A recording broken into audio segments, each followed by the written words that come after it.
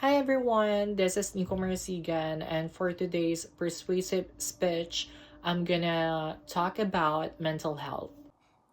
I chose mental health because it's personal, urgent, and relevant to all of us. As an online student balancing school, work, and family, I know how stress and isolation can affect performances and relationships. So, speaking on this topic, let me advocate for preparing or breaking that silence and encourage small, practical steps that can make a real difference. Imagine logging into a class, turning on your camera and smiling, but inside you feel overwhelmed, anxious, or hopeless. For many online students, this silence struggle is reality. Mental health affects all of us, whether it's stress from deadlines, isolation from online learning, or balancing work and family. Ignoring mental health doesn't make it disappear, it makes worse. As an online student balancing school, work, and family, I've experienced how mental health struggles can feel invisible. I've researched credible resources like the CDC, APA, and WHO to inform this speech. Mental health must be treated with the same urgency as physical health, and each of us can take small, immediate steps to break the silence. Let's start with the problem. According to the Centers for Disease Control and Prevention 2023, more than 42% of college students reported persistent feelings of sadness or hopelessness. That's almost half of us. Imagine half of this class silently struggling. The Healthy Mind Study 2025 found nearly 40% of students experience moderate to severe depression, yet only one third describe themselves as thriving. That means most of us are surviving, not thriving. Untreated mental health issues don't just stay in the mind. They spill into every part of the life. They lead to a poor academic performances, strained relationship, and suicides, one of the leading causes of death among young adults. Let's just think about that. Suicide is one of the leading causes of death for people of our age. That's not just a statistic, it's a reality that could affect someone you know.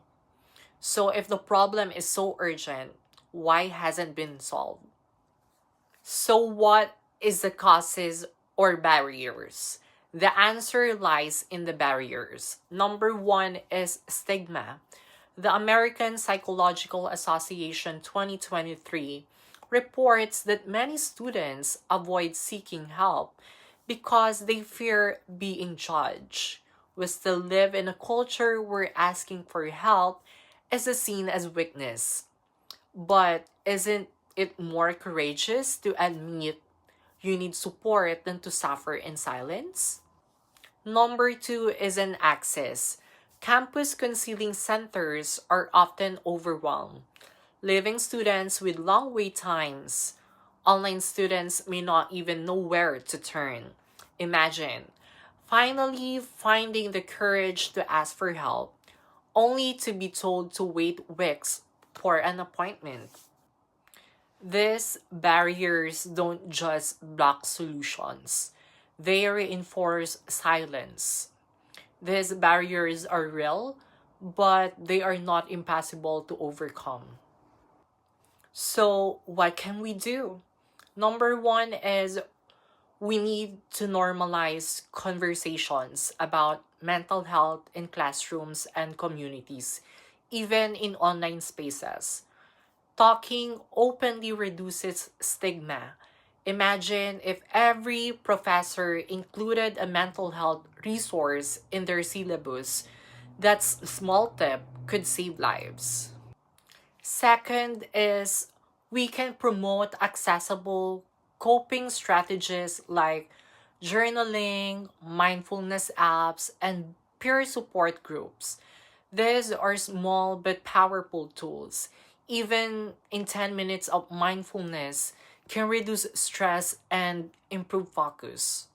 And number three is action step. I challenge each of you to take one small mental health action this week.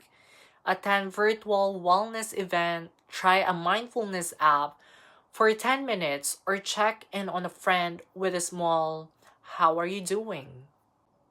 Mental health is just as important as physical health and should be treated with the same urgency.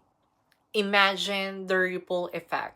If every person in this class committed to one small step, that's how change begins. Not with grand gestures, but with consistent, everyday actions.